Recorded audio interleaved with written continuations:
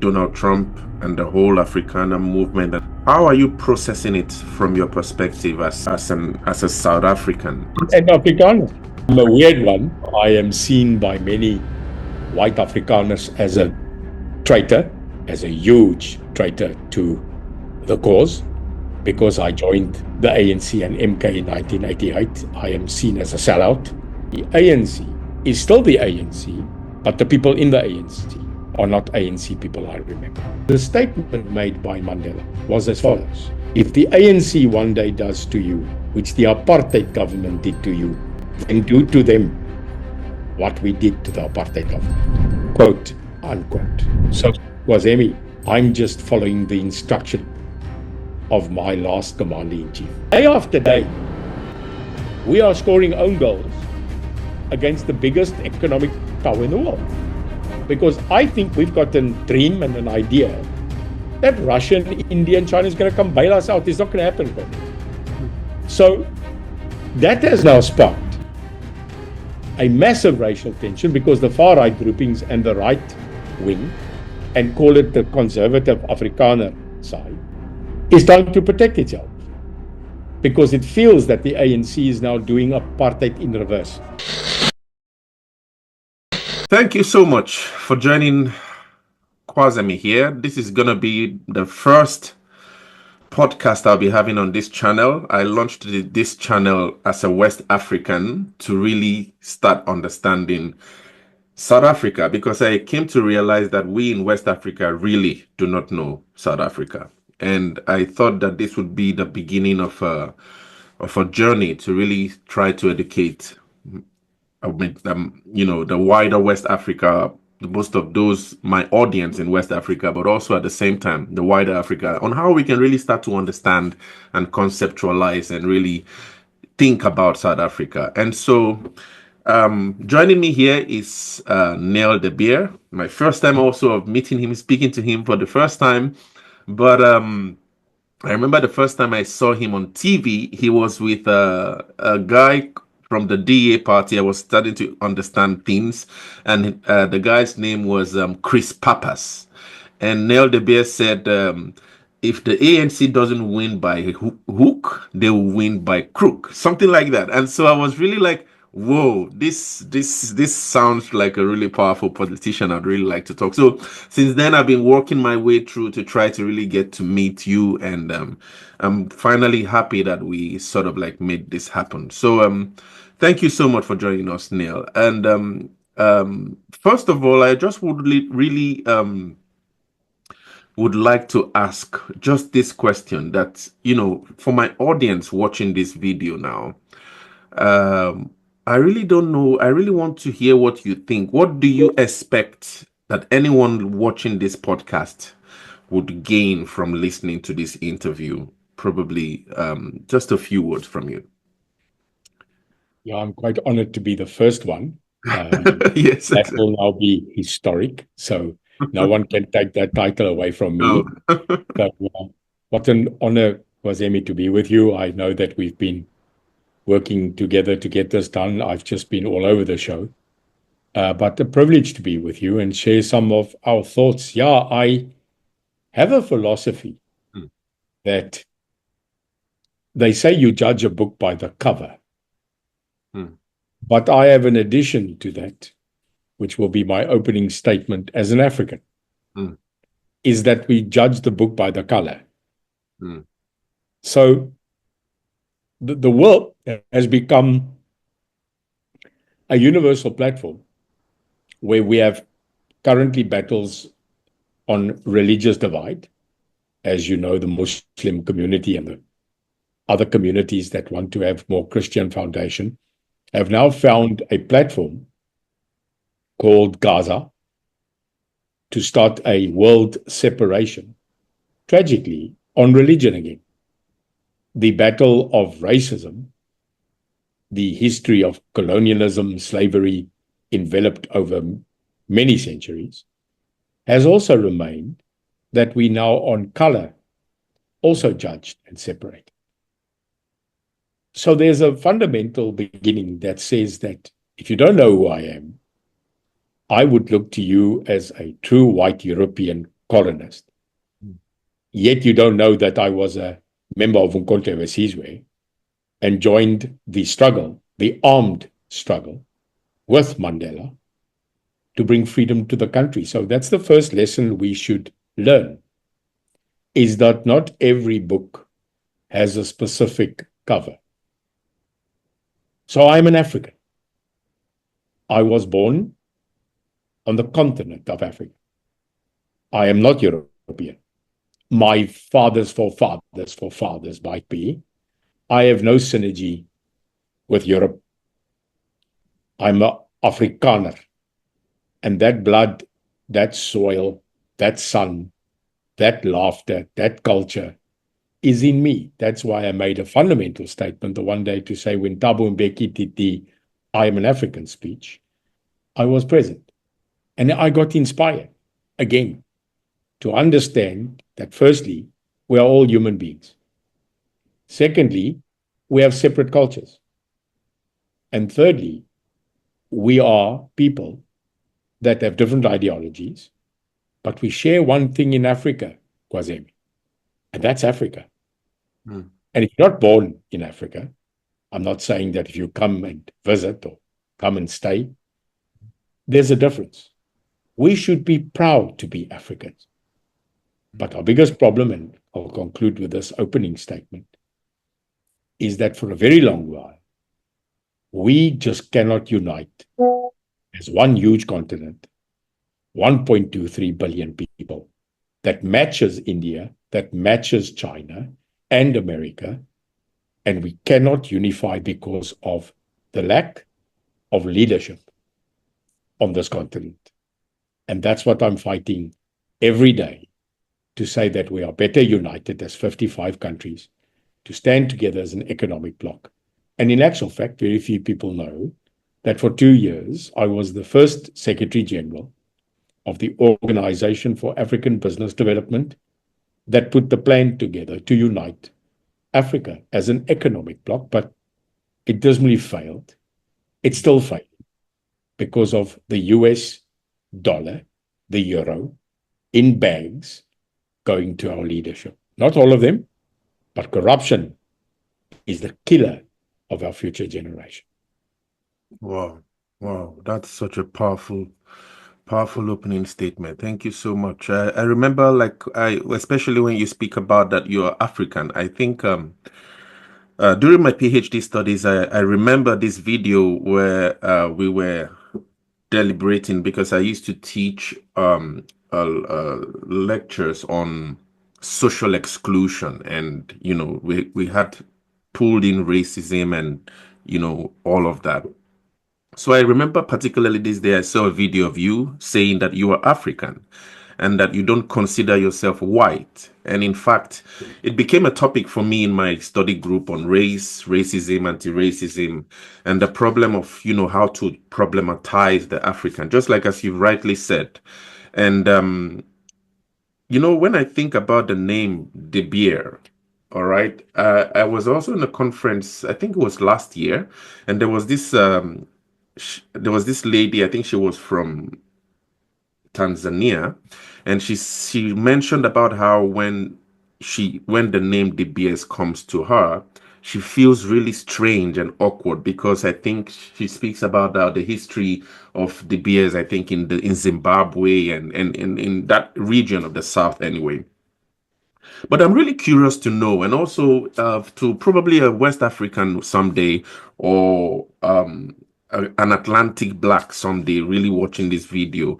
I'm curious to know what stories you might want to share on how you ended up in South Africa, parents, family, lineage, any remarkable stories you wish to let us understand, especially regarding your African roots, because really what you and the likes of you are doing, you are really problematizing the concept of African and helping us to really think about how to think of what it is an African is. So I don't know if you can share some thoughts. I want to drop a bombshell.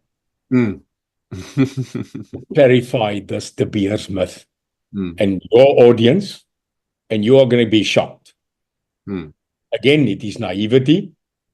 It is the lack of research substance. and the lack of knowledge of history that could be seen as one of the biggest failures of humanity. Behind me are two pictures, two icons in my life, and they're mine. They're not yours. So they're mine. Not everything of Mandela and everything of Winston Churchill is palatable to me. It's acceptable to me. It's like when you get the tossed salad and there's olives and you don't eat olives.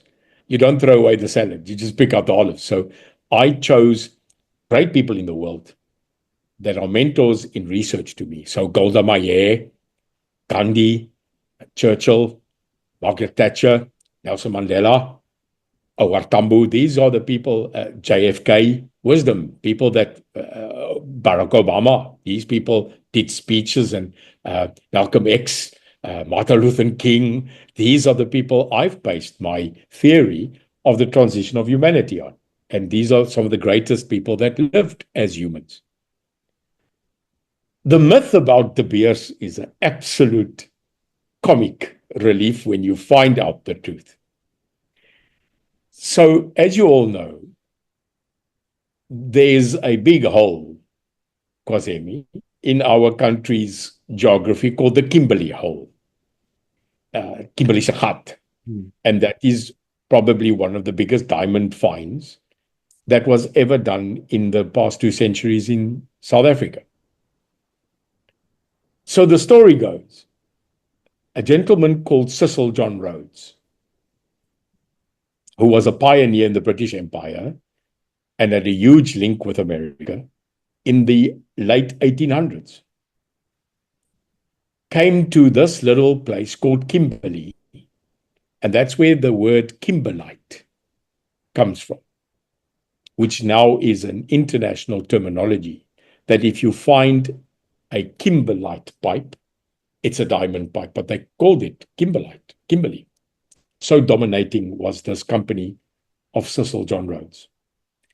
And Kwazema, here's the story. The person that owned the farm where this diamond find was discovered was a man called Johannes De Beer. He owned the farm. Cecil John Rhodes then came and had a then established company called Anglo American. The word Anglo is British and America is America. He formulated a company called Anglo American in the late 1890s. And that diamond find on Johannes De Beer's farm was then bought, I think for, if I go to the museum again, was bought for £298 in 1896. And then what happened was Anglo-American decided to call and name their international diamond company De Beers, to the naming of the guy who owned the original largest diamond field in the continent. So, no, De Beer is not rich, De Beer isn't wealthy, and De Beer has bloody nothing to do with diamonds. It was the farmer who sold it. So the fallacy of De Beers, the name, is absolutely ignorant to the fact of the history. And although a lot of people beg me for money and love me to parties, when they find out that we are not the actual people, then my invites to braais and barbecues kind of dry up. So I just wanted to clear that very clear. De Beers has nothing to do with diamonds. It was Cecil John Rhodes and a company which now was bought over by the Oppenheimers, and they ran it. And I can tell you, I wish I was family of a wealthy family. So no, De Beers is not a truthful legacy. It is a fact of history that has been misconstrued. So when you introduce yourself as Neil De Beer, people go, oh, the De Beers family, and then you tell them, please go bloody Google and do some effort. So secondly, the understanding is, where do we come from, Kwazema? Where do we originate from? if we believe in the myths of biblical history, which I am a Christian, you can believe in evolution on that matter. If you are a person that subscribes to the science and the methodology of evolution on that way, you have a different theory. But what we do agree is that Africa was the actual cradle of humanity, and that the continent was far in existence before anybody from other continents came to colonize. That is history. And it is a history that will never leave us. But, Kwazema, you've got to ask a question, which is an intellectual question. How long? Mm-hmm. Well, if you're biblical, then you will use the biblical phrase that the sins of your fathers will be paid up by your sons. Which, if you then debate that intellectually, that's not right. That should not perpetuate until death becomes of humanity. There must come a time where we evolve, where we can use the internet, where we can use the platform you and I are. You are in the UK, I'm in South Africa. This is the wonder of technology. People like you that have gone into the academia, into the principles of educating people, are now facing new challenges, but new advantages like AI. And that will become the new war and battle of the worlds. Is technology taking over? I don't know, Kwazema, but I think, not knowing you, but seeing you, you're a person, I think, that does the personal lecturing. I think you like being in a class, speaking to real people. This is a way of economic decision, but personal education, passion can never be replaced by a machine. And therefore, Neil De Beer, in 1968, was born in a small town called Stellenbosch, in the Republic of South Africa, on the continent of South Africa. I have no interest in my lineage. I like history, but I don't live it. So I know I was born here. If I was born in Ghana, or I was born in Lagos, or I was born in Maputo, it's still Africa. My parents came from Europe, but it has bloody nothing to do with me. I'm an African. I love Africa. I love the continent. I am the most, as you now know, unracial human being that you can fight. In fact, it disgusts me when you start talking about the pigmentation of the color of your skin. We should be looking at the goodness of your soul. And one day when you can judge people on the humanity of their soul and kindness, that day you will forget white and black. Oh, thank you. Thank you. That's really, really strong, really intense thoughts there. Really, raise a lot of thoughts in my mind. I remember the likes of Kwame Nkrumah would say in his time that he's not African because he was born in Africa, and he's African because Africa was born in him. And so Amen. This Absolutely. would And you know what, Kwazema, if I had to walk today into you in a street, I don't know how to explain that, but I would immediately know you're my brother. You're an African. And when we start talking, you would say, but I was born in Nigeria and I'm an African. There are just certain things you and I can share, which the people in the UK will never understand, which the people in America, and this qualification of African American is horrendous. You're American. You're not African American. I'm not European African. I'm African, dude. I have a passport. I have a birth certificate. You and I can talk about certain things that they cannot. And what are they? The free flow of the sun, the magnitude of geography, the beauty of the forest, the fact that we can make an open fire with wood and sing, and culturally agree that when we really go back to the cradle, we are honored to be of a tribe called Africa. The only thing that divides us is the politicians. The only thing that divides us is money. We never had money, Kwazema. We used to trade buck for goat, goat for sheep, sheep for milk, milk. We used to actually then trade for vegetables. And we used to live all of that. Cassava, we understand that. That's what differentiates us. And it's a pity today that even in my country, the racial flare between black and white has again become relevant after 30 years because of politics. And you know we are battling a massive fight at this moment with the United States. And we will probably speak about that because it has a massive impact, probably on Africa, because of the interest of America. So I believe that we are a unique human.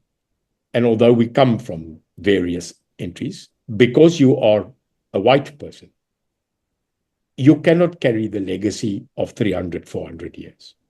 There must come a time where we sit down and say, the past must be learned. It must never be forgotten. But Kwazema, we can't live in the past. We have a future, man. We have a big future. Yeah. Yeah. Wow. Thank you. That's really, and although I this is actually serendipity now, but I just thought to really, now that you're trying to get into the United States and all that, I think I might just want to lean into that to really understand your framing of what's Donald Trump and the whole Afrikaner movement and the whole thing in South Africa. How are you processing it from your perspective as, as a South African, someone who is And Afrikaner, because yes, yes, and as an Afrikaner, I'm a weird one. Mm.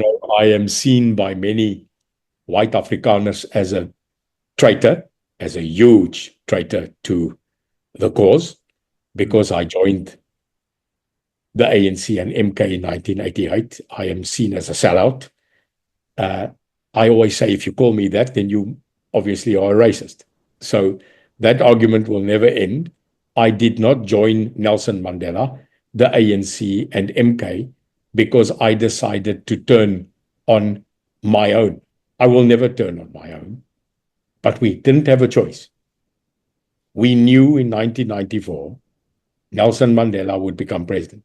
We knew the ANC could not be stifled anymore and that the world cut us off. I joined it because of a factual understanding. What is humanity? I've always been a humanist. I got that from my grandmother. So I believe that a white guy that gets up and fights for black liberty will never be forgotten by his own and forgiven. But this white guy, like Joe Slovo, like Ronnie Caswells, like Ruth First, got up and said, it's not about black and white. It's about dignity and humanity. We fought for that. And now we're back again because the country is divided here, Kwazema. I would say the continent is divided. We have a battle between the East and the West. China, Russia, India, the BRICS grouping has a massive influence on this continent, even in Nigeria, in Ghana, in Ivory Coast. They are battling, funny enough, about our food. It's like we are sitting around the campfire. There's BRICS and the West. And you and I are sitting there, and they're talking in front of us about taking our stuff. And we are looking at each other and going, they're talking about our gold, eh? They're talking about our oil, aren't they? And we say nothing.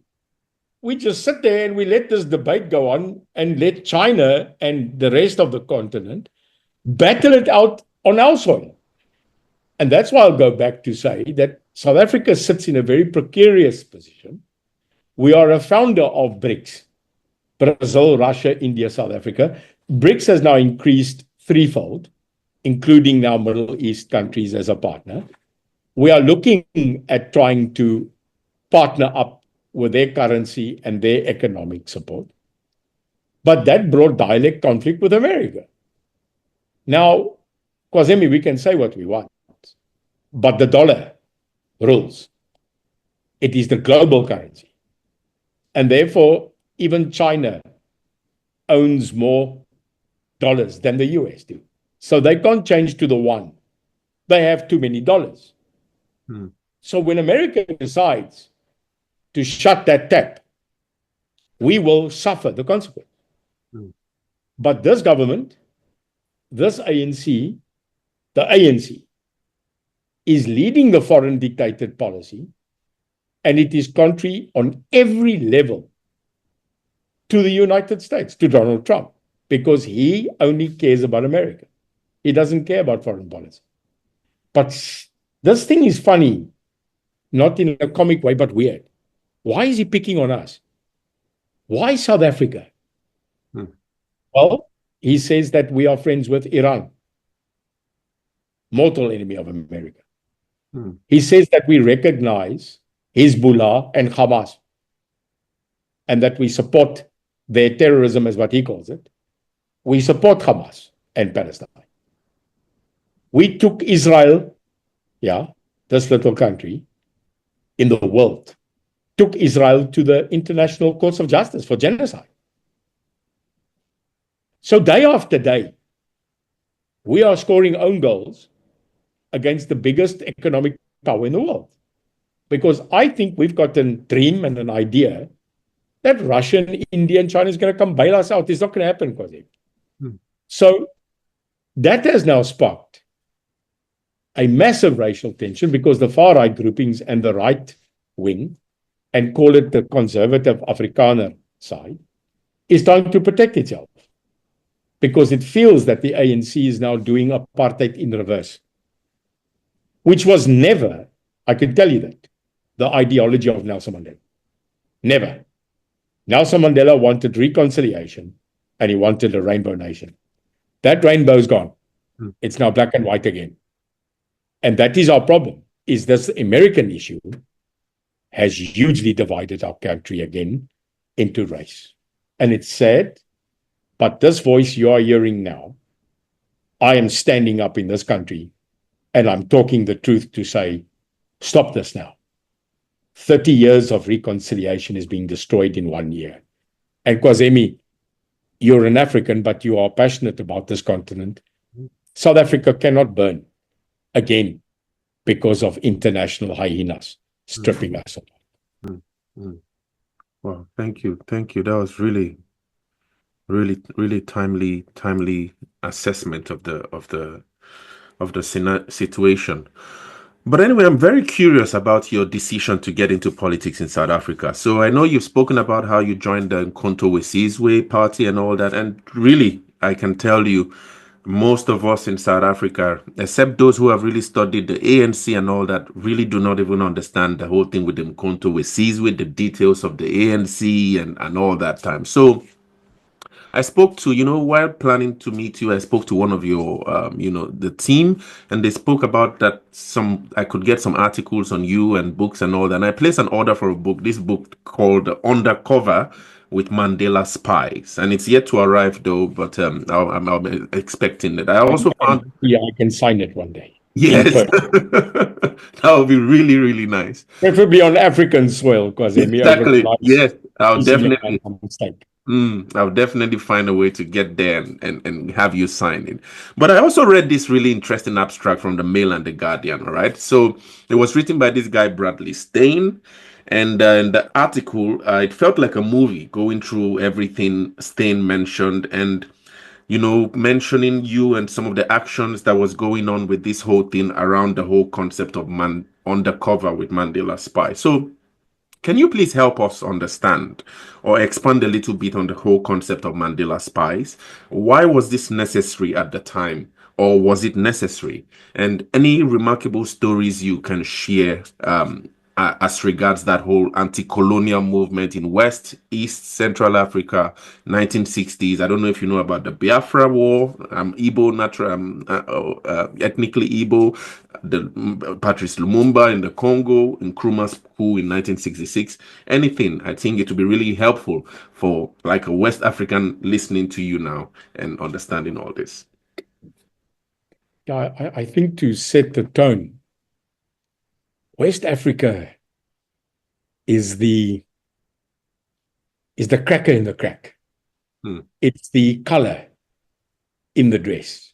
West Africans have just an absolute way mm, culturally to be the significance of, I would say, art, mm, fundamental culture of Africa. And mm, it is one of the most vibrant areas within the North, South, East, and West African continent. And, that is interesting, where we say to each other that there were no boundaries, there were no borders, Kwazemi, mm, 400-500 years ago on the continent.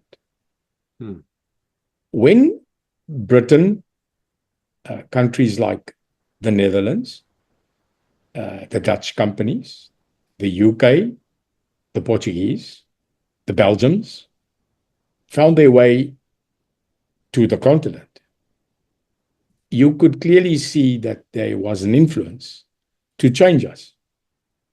In other words, for the first time, they used the missionaries and used religion to infiltrate the continent bit by bit under the guise of bringing freedom and Christianity, God's word.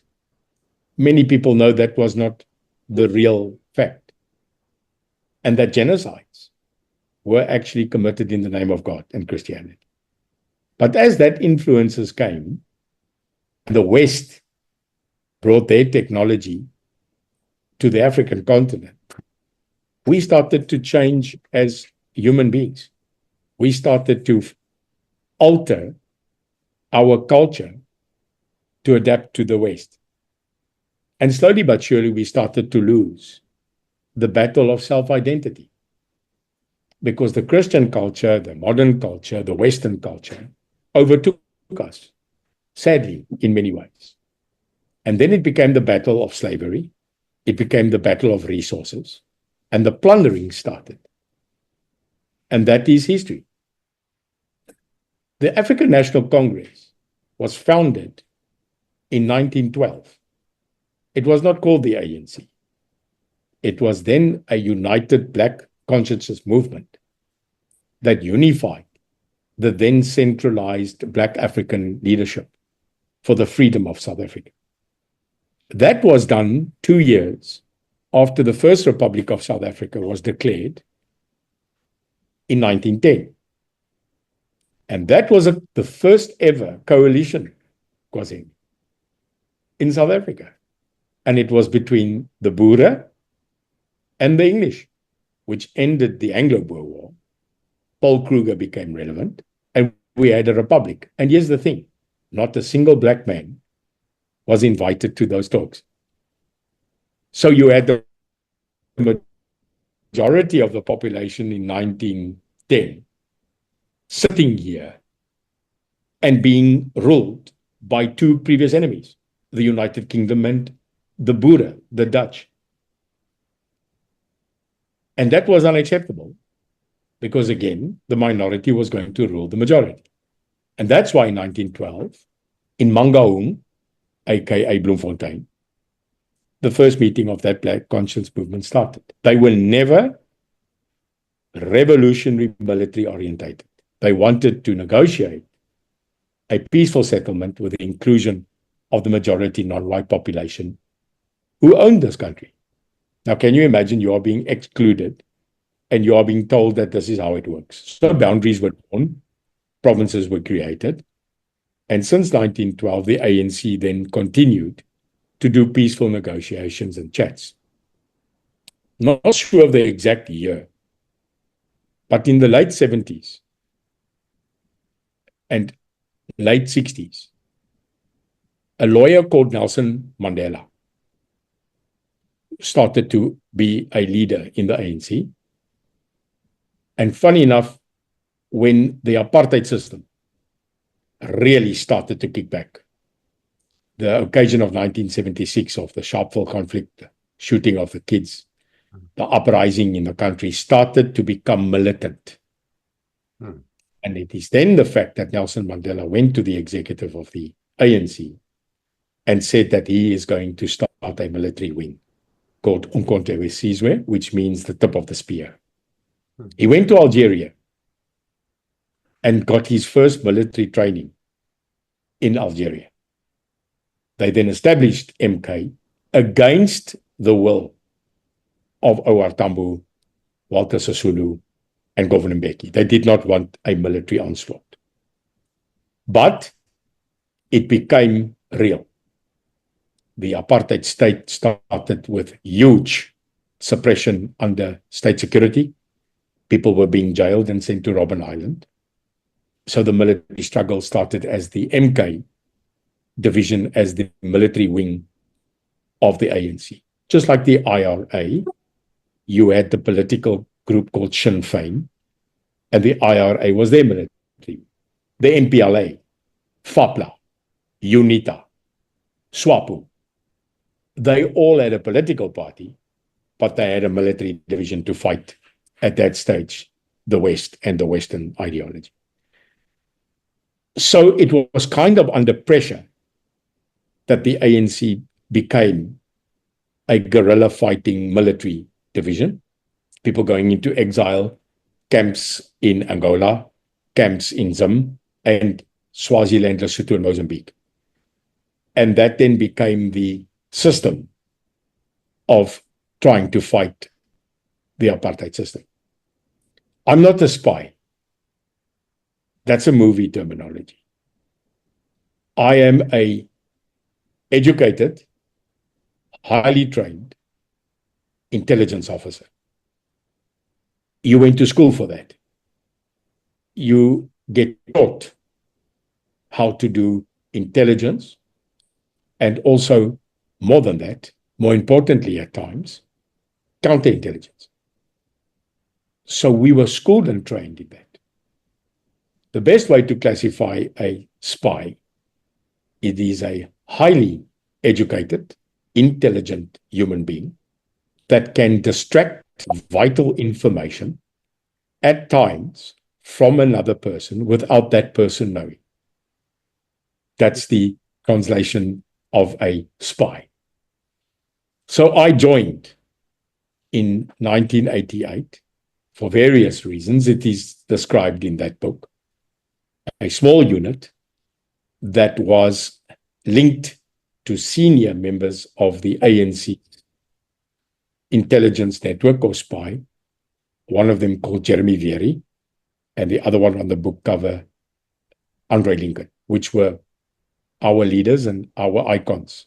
And that story that is in that book is the story not of mine, but of Brad Stein, who had his own walk, starting off with a mass murder, where he was a 16-year-old boy in Strydom Square in Pretoria, where a man with the name of Barend Strydom, commonly known as the Wit Wolf, shot and killed numerous people of black color.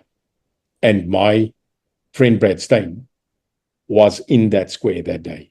So that picture of the white, blonde young boy sitting on the ground in that square with a bleeding and dying so-called black man on his lap is Brad Stein.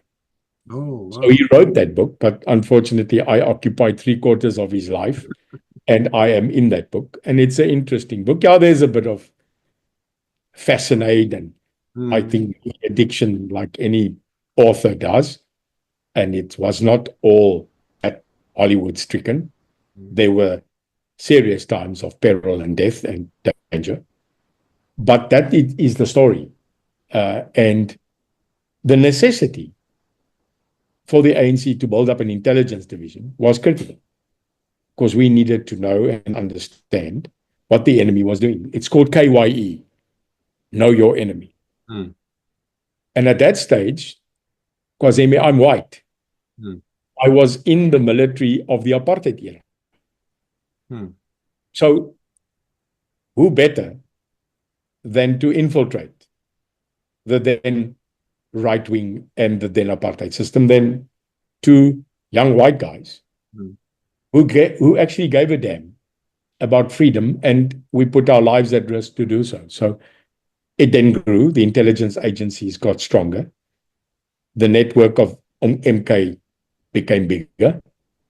But I'll tell you one thing, without the help of the international world, the sanctions that were put against our country, Mm-hmm. I think the Boer would still be fighting today. They've got tenacity. They don't give up. Yeah. So my opinion, right or wrong, is that the apartheid government would still be in power today if they had the money. Mm. So they capitulated, not because they surrendered military-wise. They ran out of money because no one wanted to fund us anymore. Mm. And the rest is history. We released Mandela, but I'd end this piece of the segment to tell you something interesting, which no one wants to talk about and which many forget. In 1991, the then President F.W. de Klerk, who is now deceased, boldly took a decision to hold a national referendum on the basis of letting Mandela go, unbanning the ANC, and going to peace talks. And the fun fact here is that it was only white people, Kwazema, that were allowed to vote in that referendum. The result of that referendum was 68.2% said, let's move on and let Mandela go. White people took that decision, and that is history. We can write that in our books, but the catalyst to freedom started with Mandela. But before him, little people know, with P.W. Botha.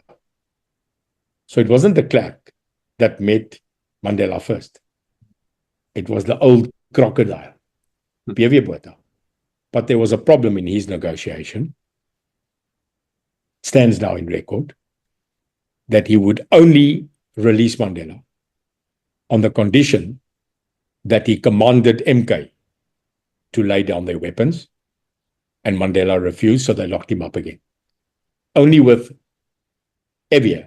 replacing P.W. after he had a stroke did they drop those conditions, and CODESA followed. So the military wing, the intelligence divisions, with support of international people like Cuba, like Russia, like China, was vital to us. And that's where I think we are, where we are, without bloodshed. No shots were fired in 94.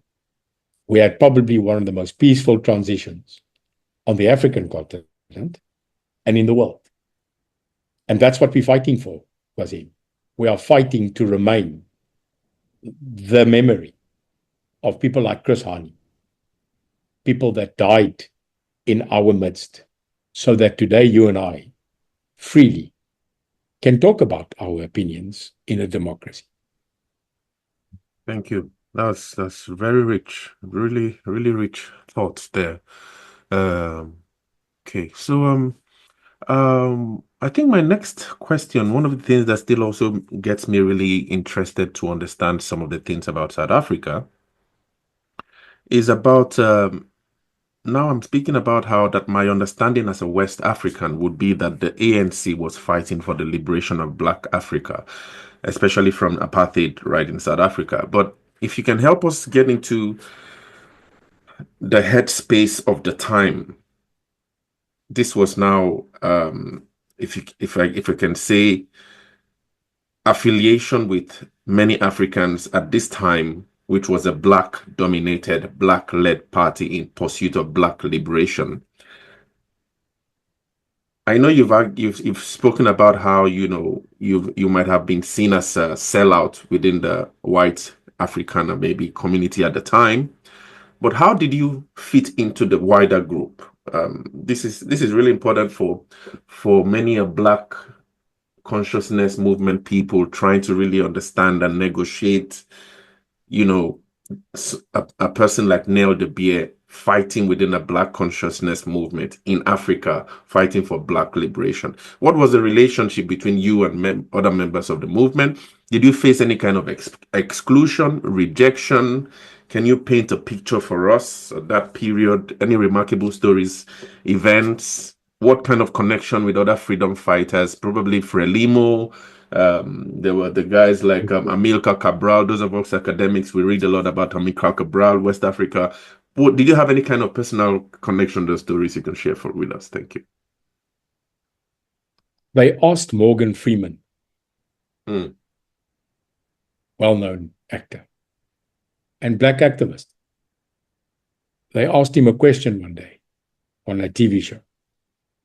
And they said, Morgan, how do we stop racism between black and white? Mm. And he didn't take a breath. He just said the following: stop calling them that. Mm. And he still says that today, really. Kwazema, I don't know, you're black. Mm. Really? You're black? No, you're not. You're a human. Mm. It's a choice. I can see a black man in front of me, but I can see a friend. I can see a human. I can see a professional. I can see an educator. Mm. I prefer to see that. I find it, so uneducated, unrealistic, naive to still say that's a black man and that's a white man. I shudder at that. Maybe I'm one in a million. That makes me special because I do not see color. I don't understand it because I fought not to. So that's point one. Secondly, South Africa is not an island. You know, sometimes we as South Africans deem to be the end and be all of the continent. For a very long time, because of the past, the technology, the westernization, the income, the influence, the oppression and destruction, made South Africa, obviously, infrastructurally, a leader on the continent. Because all the focus of, call it European Western money, came to us. It didn't go to Nigeria. It didn't go to Mozambique. It came to South Africa. There's a very great, I call her great, politician in this country called Helen Zille, aka the Iron Lady. Like her or don't, she comes out of the Black consciousness movement. She was a journalist, but she wasn't a journalist that conformed to the apartheid era. Steve Biko, she's the one that exposed it. So there's one thing you can't say about Helen, like you can't say about me. I'm not a racist. It can't be. I suffered my life for that. But Helen Zille is seen now as a person that is in the Democratic Alliance, which they all say is a white party, which is rubbish. It can't be a white party, Kwazema, if it is the second largest political party in the country. There's only 3 million whites in this country. So it is a party that's multiracial. Yeah, the majority are white people that lead it, but that is how the system works. Helen Zille famously tweeted for the twats on Twitter one day, a couple of years ago. And she said that not everything in the apartheid era or the colonial era was bad. Yo. Kwazema, did she get nailed? Being a racist, always being an undercover right-winger, and they totally stripped her apart. They didn't read the message. She said that the infrastructure, Eskom at that stage, SAA, Denel, were far advanced economically than any other African country because of the apartheid era. But she wasn't talking about the law apartheid. She was trying to say that we received huge infrastructural boosts and that we mustn't destroy that. But then she was automatically said she's a racist. It's times like that that unfortunately you have to watch what you say, the context that you say. But now we are surrounded by countries who are fighting for their life. So previously, Mozambique supported us. In actual fact, Samora Machel, his wife, after he died in a still to be understood plane crash. Graça Machel married Madiba. And that gave an interlinking family between the relationship of Mozambique and South Africa. But their forces helped us. Zimbabwe, ZANU, had their own military struggle. And in 1979, Robert Mugabe became the first of many presidents that got independence. Zim is fighting for its economic life at the moment, as you know. In Angola, it's also not going prosperous because it was ruled by, I say, a family, the Dos Santos family, for years. And then Namibia, SWAPO, is declining. They just scraped through. One wonders hook and crook. So the immediate neighbors that were previously our supporters in the struggle, which housed Russia, which housed Cuba, are now in peril themselves. And why do I say so? Your listeners must now understand that the era of liberation political organizations has come to an end. So your Sam Nyomas, your Machels, your Dos Santos, your Mugabes are busy fading out. The Mandela magic in our country is also fading, and the ANC is helping to kill it.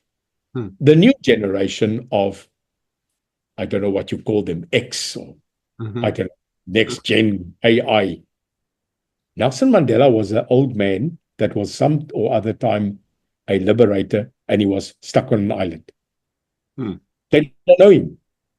So therefore, the ANC's biggest fall down, they couldn't in 30 years, Kwazema, move from a liberation organization to a government.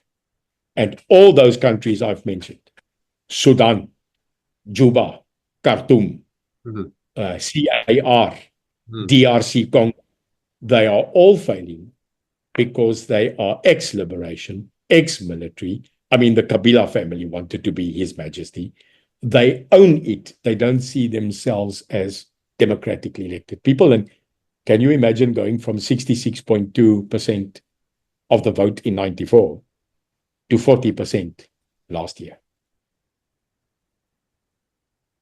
That was a really huge one. In my lifetime. I never thought so. And currently, they are saying on an unofficial political poll I saw this morning that the voter confidence in the ANC is now at 27%. So you can see, Kwazema, the possibility that in 2029, there will be no more ANC. There will be factions left of it, but that will be struck by hyenas on a carcass. And that doesn't bode well for our future with MK Party now rising as the third largest party, but they are totally revolutionary. They are anti, and we can touch on that future. Yes. Wow, that's really a lot of scenarios building up in my head when I try to really listen to you. And but anyway, I'll just quickly try to get into the next question I have for you. I remember that you came on the scene at some point, you know. I mean, like, you've been on the scene in South Africa, but when I started studying South Africa, I saw you firstly on the Biz News, you know, and platforms like State of the Nation with Mike Sham, yeah, that's his name, and also at the fallout of the Moonshot Pact. That's when I slowly started to understand how you see and process South Africa. And I've also heard your fierce, you know, takes on the ANC, the EFF, and the MK. In fact, there's one of your videos on the EFF that went viral on my TikTok, and that was when I think you were speaking about, you know, the hateful speeches of I think it was Malema or the EFF. Something like that. It went really viral, and this has actually been one of the reasons why I thought we really need to start talking about these things and what really are we thinking about when we think about the EFF, the MK party, and all of that. So first, what's your opinion on the fallout, or you know, where in your opinion did the fallout with the ANC begin? I mean, like, in terms of if I try to understand the National Democratic Revolution, I heard that from Thabo Mbeki. I started studying that almost 2 years ago. The radical economic transformation, I've heard you speak about that also on Biz News. And I also would suggest that, was this the objective really of the ANC when you joined the Umkhonto we Sizwe, as you've helped us understand at 1994-ish, that period? Or did this whole thing evolve over time after Thabo Mbeki? This whole thing with the National Democratic Revolution, radical economic transformation. What was this when you were with the ANC? How did you process it at the time and today? I think what is very important to know is that people don't always recognize that the ANC does not stand alone. I think few people know that it's actually a tripartite coalition. Since inception of the ANC, it has as alliance partners the South African Communist Party, headed up by Blaise Nzimande, and COSATU, which is the biggest trade union in the country. This is critical to understand, because if you understand that the ANC is partnered with the SA Communist Party and a trade union, that's the fundamental beginning that you need to start with. The ANC is not a democratic, capitalistic, free market society entity in its policies. It adopted it because it found it here. And because of the major Western capitulation of absolute pressure on the world to free Mandela.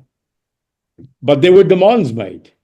I have a famous interview where I say the ANC got democracy and power by surprise.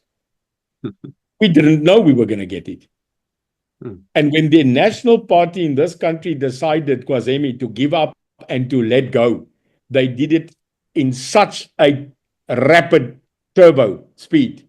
No one was ready. They were ready. Wow. The National Party was ready. They already had 160 files and contracts and agreements spearheaded by Rolf Meyer as the negotiator and Cyril as our negotiator. And we weren't ready. We used to laugh. They came in with those big trolleys of files and we brought the water, because what the hell did we have? We came out of the bush. We came out of exile. We came out of hiding. So we didn't have access to all of this. But you were facing at CODESA in Boksburg, in those negotiations, a formidable enemy, an enemy that ruled this country for 50, 60 years, that had the power of knowledge. They were the government. What did we know? Well, we knew how to fight them. We knew how to terrorize them and how to put pressure internationally. We did not have a government. So we had to quickly choose people to take that position. Mandela had to lead from the front. And I'm saying that at that CODESA, that the ANC walked out with less than what they wanted. And that's clear. Because we now sit with issues that should have been debated in 1992. We are now suffering that consequence. The consequence of land reform, the consequence of the current racial divide, the consequence of retribution, the consequence of justice. We are now picking it 30 years later, and it's like a steam cooker under pressure. And in the past 30 years, there were little occasions where you could hear it go tss, where it nearly went out, the Durban riots, the looting. That is the pressure of, in my opinion, weak decisions done in the negotiation. The National Party walked out and suffered what? No one was locked up. The ministers got pension. They actually went into the first and second coalition because we had a coalition government in 94. People forget it. President was Mandela. The vice president was Thabo Mbeki, and the deputy vice president was F.W. de Klerk. And they got a Nobel Peace Prize. No. Think about it, my brother. That's crazy. The apartheid government that oppressed you for 50, 60 years since Verwoerd is now in cabinet with you, gets paid, gets driven. So that's why people say this was a massive miracle that we could get this done. That at the end of the day, thank God the Almighty, we have never gone to civil war, civil disobedience on a national scale. We've handled it. And because we are a unique people, Neil De Beer, I always laugh when someone says to you, but you were in MK. Oh, that was for 4 years. What did I do after 94?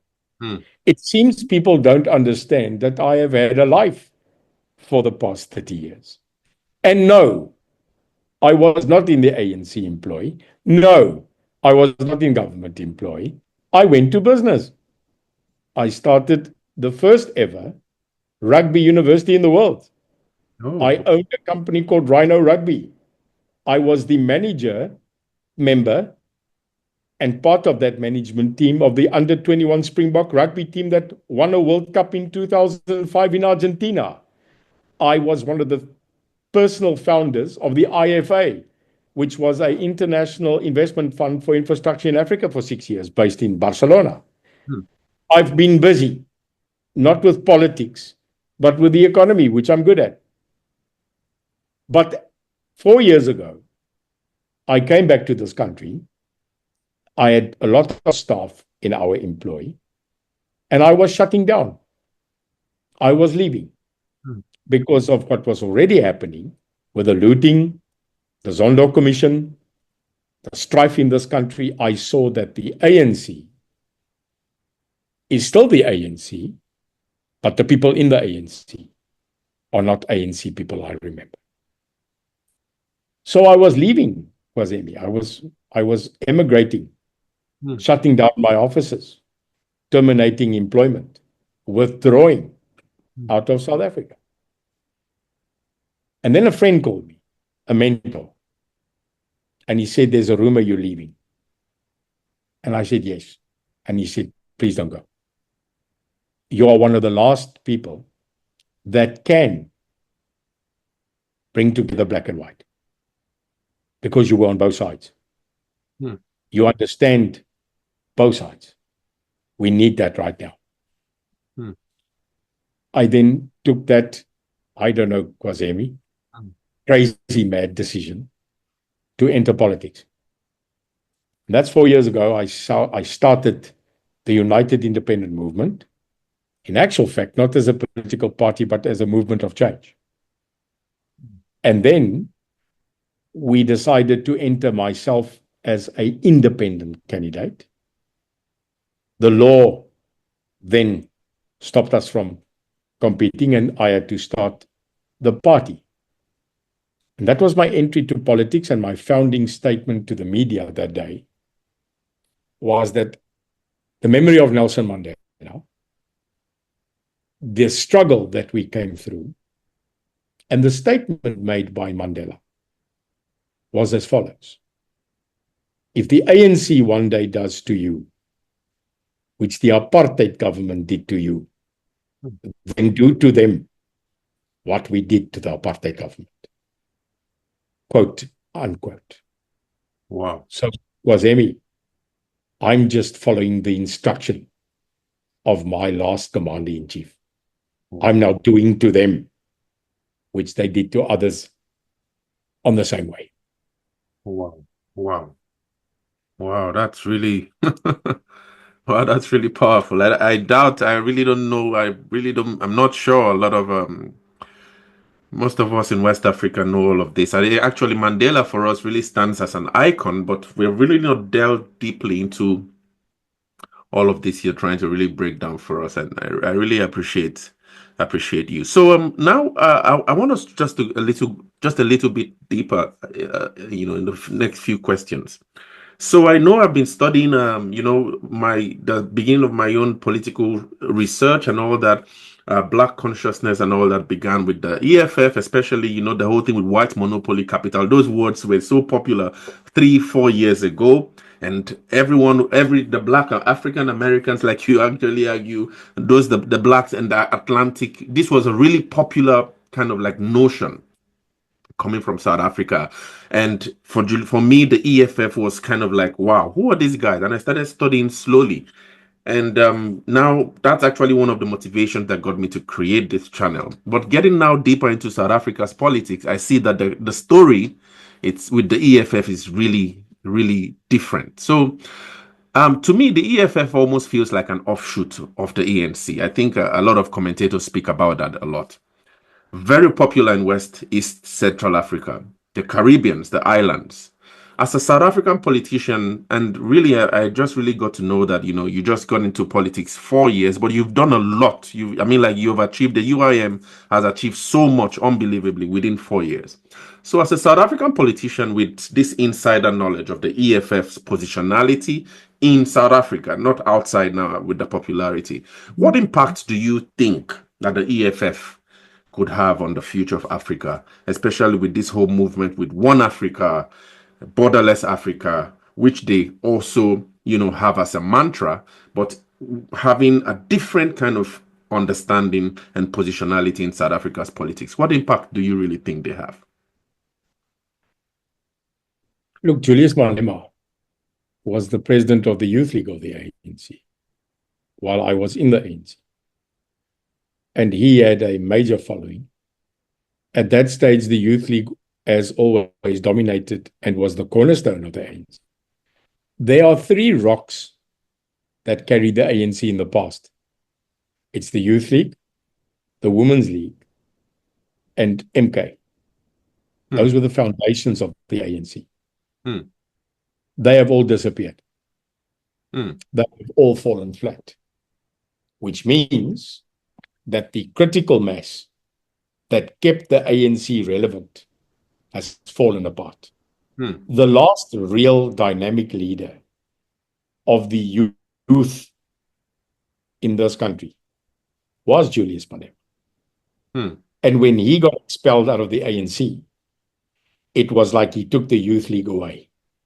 Wow. And they became a party. Him, Floyd Savambo, and etc., who have all now left and joined MK, which, in my opinion, is the new EFF. The EFF have lost huge percentages in votes. They were a building dominating entity, and now they've regressed in the last election to not even 9%. The relevance of Julius has also started to water down because the key word, Kwazema, in EFF is economic. Okay? They are not the revolutionary or the black freedom fighter. No, they're the EFF. So they found their manifesto based on economic freedom for the black majority.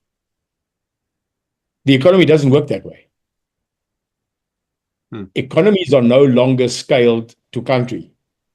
They scaled to continent and global. And like it or not, which many times we don't like, it's dominated by white minority capital. It's a fact. I mean, I did a speech about that, a massive speech that went viral at an ANC conference. And I said that white minority capital exists. I don't even know why we're debating it. Because the economies of scale of a century was Western. They were the people dominating with force sometimes the trade. So, Kwazema, we mustn't be surprised that there is a fight back and that traction by the EFF was gotten by promises made that they would change the economy, that they would get rid of white minority capital, that they would get rid of race-dominated funding principles, that the JSE will be transformed, etc., etc. And that never happened. So the rhetoric of a person like Julius has faded. And the Red Revolution has come to nothing. And here's the reason why. The EFF have never been able to govern. So keep that in mind. In the past 5, 18 years, the EFF has never won governance of a municipality. Wow. That's weird. Hmm. I mean, you've got this massive wave of red berets, Mm-hmm. but you never won a governmental institution in this country. You've been able to do coalitions. You've been able to have seats in parliament. And now you lost that status as the third largest party to MK. Wow. So the question is, where's Julius going? Because Julius Malema is the EFF. Like I am the UIM, like at this current moment, Jay-Z is MK. We can't deny that. Mm-hmm. Mm-hmm. So where's the individual going? Now there's big rumor. He's either going to join the GNU, he's going to slot in there, he's going to support the ANC in the GNU, but they will have to tolerate the DA and the PA and the Freedom Front and IFP, etc., which will then escalate Julius's personality for the first time to be in government, i.e. a deputy minister or a minister. And then the test will come. How do they add to governance? Because the economic freedom fighters are based on certain, they call it pillars. But those pillars are not going to be put into an economic capitalistic society, Kwazema. And again, like it or not, we are ruled by the dollar. So although we fight for the increase of black capacity in business, one of the biggest failures in this country is black economic empowerment. BEE. Now, like many things on earth, the intention was good, the outcome was bad. Because BEE only empowered a very small selection of people in this country that are black. The ANC realized that. You know, the Patrice Mutsepes, the Cyril Ramaphosa's, the Tokyo Sukwales, they started becoming billionaires. But the masses did not get the money. So they changed the law. They added a B. Broad-based. You know, it's like you are just moving the chairs on the deck of the Titanic. So I'm a proponent of cancelling BEE and replacing it with NEE, which is National Economic Empowerment. You see, I joined the ANC not to have a color differentiation. It's 30 years later. How far must we go? This country does not need racial division. It needs economic unification because people must eat, Kwazemi, and we are not being able to keep that up. Wow. So Neil De Beer didn't just pop out. I've been understanding governments. I've not been in government, but I was part of it. And now I'm a politician, and I am delivering my history and my knowledge of the history of this country, but based on the model of the Mandela principle. And I will not stop, even if it means that I am, as I am, under threat of death, exclusion, or incarceration. The idea of a free South Africa, a multiracial South Africa, is on our slogan of our national emblem. And it is Khoisan. Says Ki Karateka. Khoisan is the oldest language in our country. Mandela was so wise not to choose one of the top languages because he knew it would be a divide. So he used Khoisan. And what does Ki Karateka mean? Well, it means unity in diversity. Brilliant. Eenheid in diversiteit. How beautiful. How stunning. We are just not getting to measure that slogan at the moment. Wow. Brilliant. Brilliant. And I think I would agree with you, especially when I think about the future, because I also have a master's degree in future studies. And so when I try to see scenarios for the future of South Africa, I really do not see a possibility of the only future I can see that's sustainable is one that still brings together all these races. And I think this is what makes South Africa stand out from all of us, other African countries. In Nigeria, we also have this multicultural, but not multiracial divides. All right. And so I think this is what makes South Africa really interesting. But anyway, thank you so much for that, and I really appreciate this understanding for me personally, and how I understand Julius Malema, the EFF as a movement, and all of that. But now the breakout now of Jacob Zuma is another one. So I've heard your role in the Mkhonto we Sizwe prior to 1994. Jacob Zuma now has there's an interview he made during the inauguration of the new president, John Mahama, in Ghana. And that interview, I actually consumed that interview. And he was also speaking about this notion of freedom from oppressors and freedom from oppressors of Africa. So I'm trying to really understand now the MK, the Mkhonto we Sizwe, as at the time you were a member of the MK, and the MK we see today. How do they differ?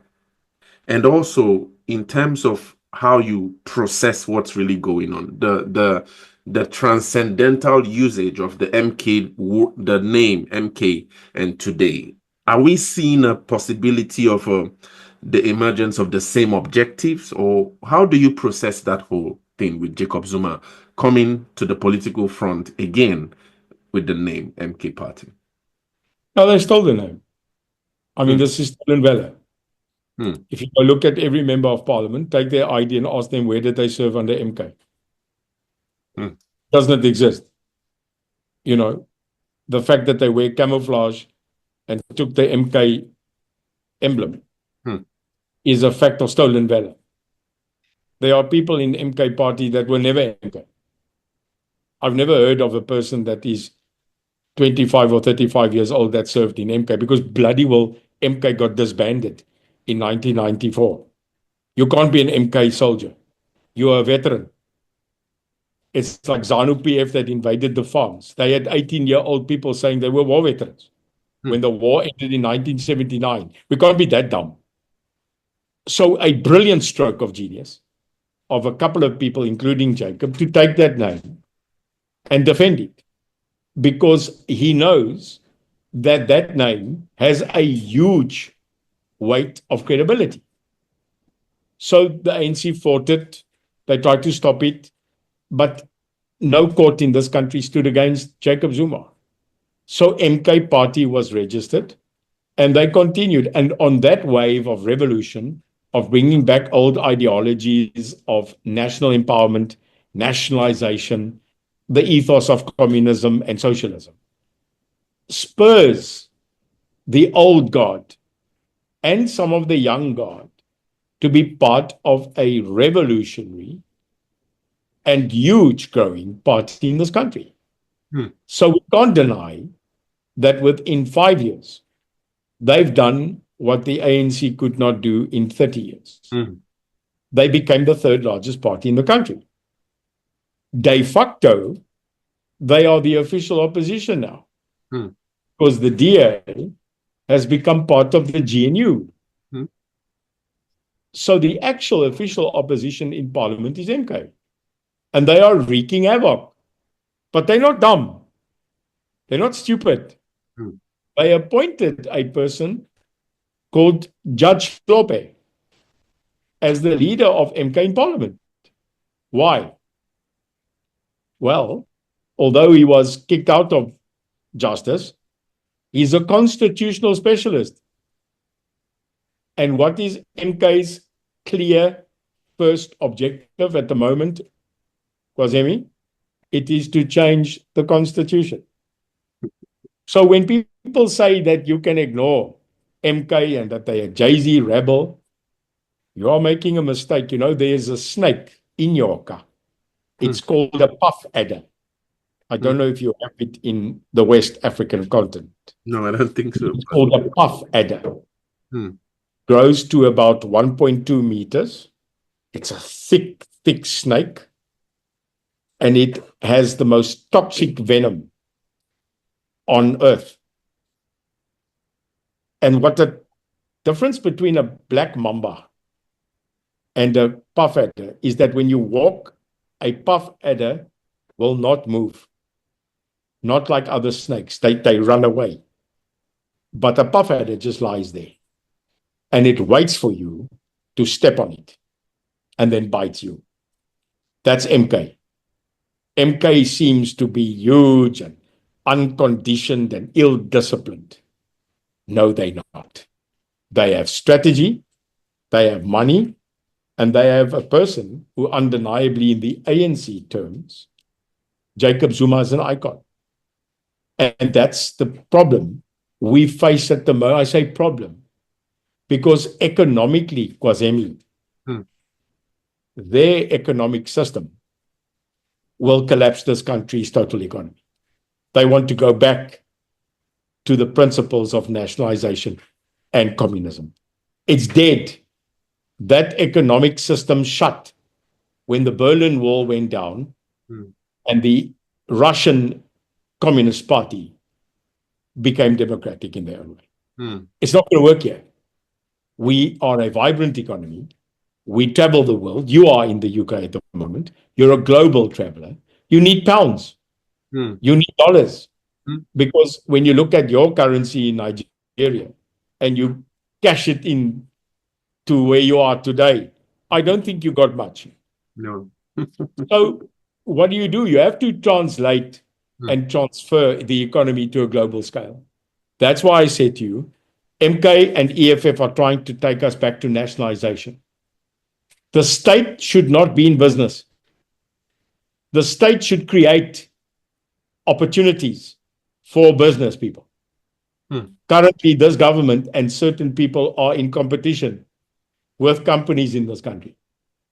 Now, you cannot steal, you cannot loot, you cannot continue to just strip the fiscus bare. I mean, we've run out of money. Now we want to raise VAT. VAT has no consequence on people that earn more than 20,000 Rand. VAT kills the poor because bread, and they can say, but certain of these things are indemnified of tax. But you can't live in a society where everything you purchase is going up by 2% to create it at more than 70%. It's because we've run out of money. Now we want to tax the rich. We want to bring out corporate tax. We are running out of options. And one of the worst options a country can do is to take more money from the IMF because we're indebting our children. So we better come up with great ideas. We better come up with a better solution. But the alternative for the GNU is MK and the EFF. And it's not that we're against it. It is that their economic policy does not assist the growth of this country. So from my side, I know we need to run down now because I have to attend another meeting. Yes. But I want to say three things in memory. Napoleon Bonaparte said, the bigger the lie, the bigger the truth. So that if you create such a huge lie, the normal person will say, but it can't be a lie. We are being lied to by many people for different agendas, and it's all personal. So the world, I think they lie. Number two, Africa is the new hope. People don't get that. And here's the fact. Because we are still lagging in development, because we are still 20, 30 years behind on infrastructure, is a bonus to us at the moment. Because the world wars won't come to this continent. It will happen in other areas like it is in Ukraine, like it is currently in other countries. We have our own conflicts for our own reasons. So secondly, I think the majority of our African conflict is not Africans fighting. And thirdly, we need to start defining what is the word free. There's a saying that says nothing on earth is free. When we talk about freedom, Kwezi, in our next hopeful follow-up, I would like us to talk about what is universal freedom. Because we speak it so quickly. We want to be free, economic free, racial free. What is real freedom? And that is interesting to dissect. Are we, as a world, now being squashed on freedom of speech, freedom of religion, freedom of association? Is the world becoming dramatically draconian again? And to end, a question. There's the right wing, there's the left wing, and there's the moderate. I'm a moderate. I am not a leftist or rightist. What is a moderate? Let's discuss that. Because a moderate has a differentiated opinion about ultra-right or ultra-left. I mean, we just got an ambassador thrown out of America because he called Donald Trump's movement a separatist movement. That's dangerous. But is it true? So we need to explore freedom as an exposition.